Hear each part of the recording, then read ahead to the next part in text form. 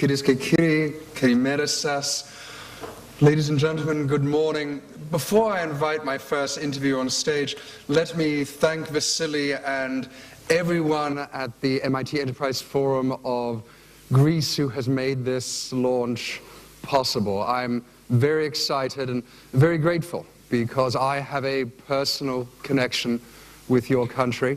My family owns a small property on the island of Ithaki.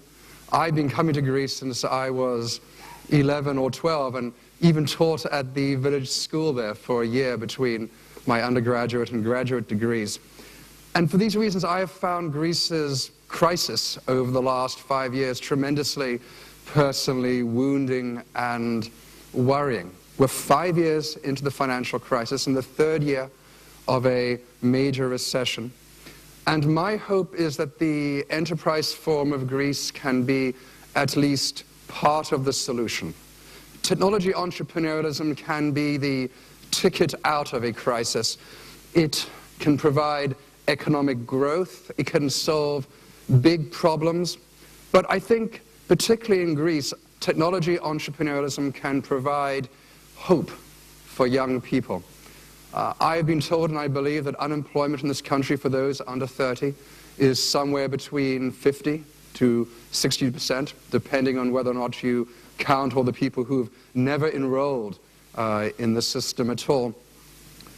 If the Enterprise Forum of Greece can help encourage entrepreneurs to start new businesses in this country and can provide reasons not to leave and perhaps even provide opportunities for those in the diaspora to come back to Greece and start businesses here, if we can do that, I think it will have been a tremendous success in its own right.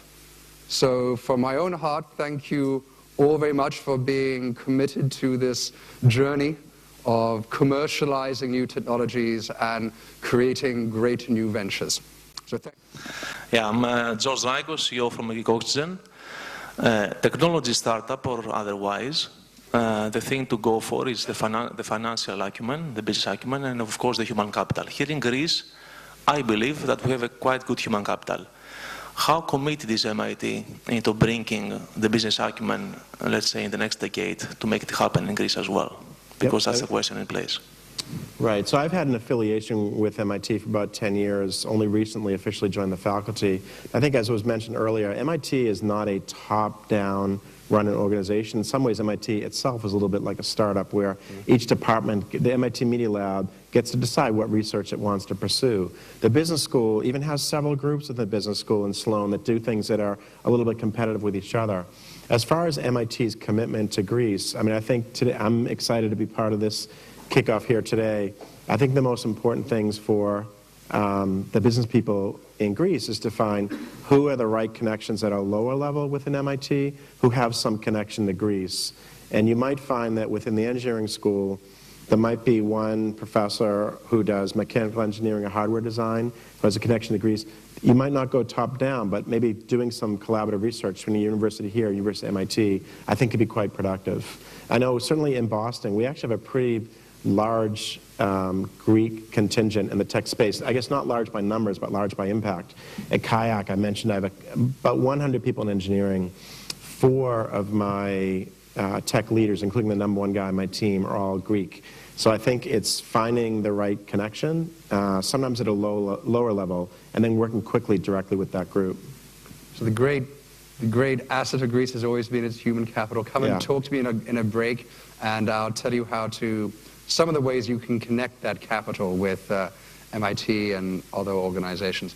Questions from the left? There are no questions on the left. So how about someone at the back? Yeah, this gentleman. Here comes a mic. To your right. Okay. Hi, I'm Christos Sturgiou. I'm a founder and CEO of a travel company, actually, called Through Greece. I hope you can solve the problems that we haven't solved yet at Kayak. I did something for Greece, for the income luxury travel segment.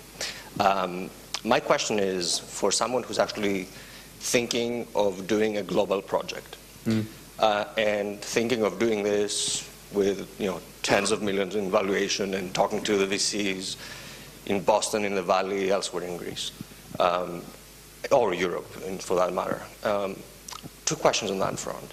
One is there any negative feelings about the situation in Greece that might jump in and maybe some stigma? The country is, for the last 3 years, tipping between several situations. So actually basing a team in Greece for that, well, that's the first question. And then second of all, if that project prevails somewhat in the industry and starts taking off, then the asymmetry between being, say, in Boston or the Valley and being where the action is versus having a team of, say, 40 people in Greece running engineering and everything you guys did at Kayak, how does that work? Yeah, I think excellent question. On the stigma component, I don't think there's any stigma. Speaking from someone who works in Boston with universities and also in California, I don't think there's any stigma with respect to Greece and invention. If you just look at the history, I think all Americans are familiar with the contributions and creations happen over time around math and science, philosophy, etc. I think a lot of Greek culture very much exists. And if you look at, I think back 20 years ago, just as an example of another different country, if you look at the contribution that Israel made in the U.S. from a tech development, Israel 20 years ago was not a good market, but it had some really brilliant engineers and good schools that supported engineering.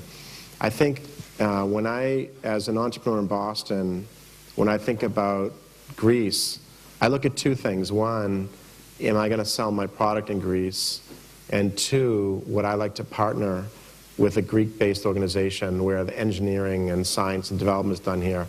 I think on the first question, it depends. So for travel, right now, Kayak is in 18 countries. We don't yet have an office in Greece, and we don't yet have a Greek product, even though 4 of my tech leaders are Greek. And the reason for that one is a simple numbers game where we look at how many people are buying travel online as opposed to through paper and agents. And when we launched into Europe, Greece was not yet buying per capita a lot online. But as far as from the invention side, I think Americans specifically would be very open to have a development team built completely here. And if it's an American product, maybe you hire biz dev people in California or New York if you need them that do the selling into America, but all the invention is done here. I would look at Israel as an example, because I think the Israelis have been quite successful in how to expand their inventions out to other countries by partnering. Here at the back, please, in the white shirt.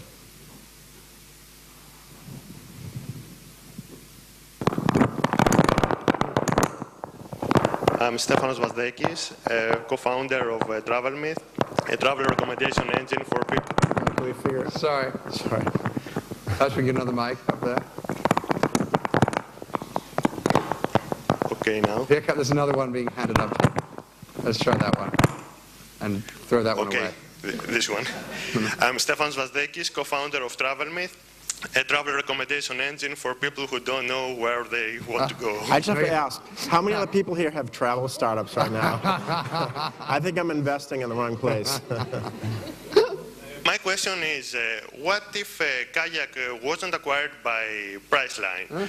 Could it compete directly with Priceline? And when I say Priceline, I mean Booking.com, which is 90% of revenues of Priceline, and become a bigger company instead of becoming a company of 2 billion value to become a company like Priceline of 30 billion really nice dollars worth. This is a question that I'm asked a lot as a co-founder of Kayak, and sometimes before I answer this question I have to think about, is my answer on tape, and will this be broadcast on the web? I mean, I'll give you, candid as you can. Yeah, I'll give you my honest answer. Please don't put this out on Twitter. So my co-founder and I have a great working relationship for 9 years. I think this was probably the only disagreement we've had in 9 years. I wanted to keep going and pushing it as an independent company with independent ideas. I think when Priceline came after us twice to try to acquire, in fact, 3 times, once early in our history. I was able to turn them down twice. The third time they came after us, the second time was pre-IPO, and the third time post-IPO. One, they just made an offer that our investors and board were really excited about. Once you take a company public, as the entrepreneur inventor, you lose some control of decision making. So it's no longer up to me to make all decisions. I will say that if we were going to sell Kayak, Priceline may be the only company I would consider selling to, and the reason is that Priceline is run as a holding company. If you think of the way a lot of manufacturing and distribution companies work when they acquire different regions, Priceline Corporate owns 5 companies that don't talk to each other very much. So for example, when we were first acquired, I was meeting with Jeff Boyd, the CEO, a really good guy, and I was telling him what we're doing for the next couple of years on tech, where some of my investments are, and I said that we're consolidating data centers in Europe. And I asked him if I should talk to my peer at Booking.com to see if they maybe have a solution already in place or could save me money in their experience. And Jeff thought about it. He said, no, please don't call them, because I pride myself in each of my companies running as fast as you possibly can. And if you call them, you're going to slow yourself down and you're going to slow them down. And I really want you guys to just keep running.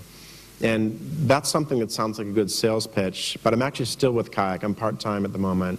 And we've now been working with Priceline for about 6 months, and it is absolutely how they execute. So I would say that if we had to sell the company, ignoring valuation, all that other stuff, Priceline is probably the only company I've bumped into the travel industry that gives that much dramatic independence. Personally, I would have preferred keep pushing it, because I think I'm a better entrepreneur than I am an employee. I can't tell you how often I've heard that founders say, who worked wonderfully together for years, say the one thing we could never agree on was the moment when you sell out. And it doesn't seem that that can be negotiated at the very founding of the company, because circumstances change. And when Yahoo or Facebook, whoever it is, comes with that billion-dollar check, people's, it has a way of changing people's opinions. Yeah, no, it's difficult. I mean, I think to your comment earlier, a lot of the inventors, the tech people, what turns us on is fixing the problem, is saying, look at this, I built this thing. And I haven't yet fixed the problem yet. So, yeah. But the VCs say, hey, that sounds like a pretty good exit. You're a nice guy, but we just want ROI. We want our exit, right. Yeah. We have time for one more question. Who's on a really great one? No pressure. You, madam. Can you hear me? Yes. My name is Vicky Kolovo. I'm a serial entrepreneur with a lot of failures in the past. My question involves around the incubator you mentioned in Kenya. So I was going to ask about Europe and startups. Have you ever noticed any one of them coached, invested, hired people from a startup? Have you ever looked at Europe and the startups it has, and whether you can get a team over in the States? Yeah, the places I've done work in Europe with startups that I'm excited about is in Berlin right now. It's a pretty vibrant, I don't want to say vibrant economy, it's a vibrant place for an entrepreneur. You just feel it when you walk around Berlin and go to the coffee shops, that there's a level of energy and optimism that is just really exciting to be a part of. And I think a lot of creating, not an incubator, but kind of a meta environment, a culture. I think creating a culture of innovation is just feeling that optimism and having it pull yourself in. And I see that in Berlin. I mean, there's a side of Berlin culture that's also sarcastic and dark and funny, but the entrepreneurship side I think is pretty exciting. I'm also interested in, there's a number of things happening in more Eastern Europe, I mean, even Bulgaria nearby, where there's some really, really good mathematicians and engineers that aren't necessarily creating companies in their own, but are people that I like partnering with. So I guess the first thing I look for as I think about development in other countries is, when I visit, does it feel like a culture of innovation? Does it feel like a culture of optimism? Ladies and gentlemen, Paul English. Thank you. Thanks so much.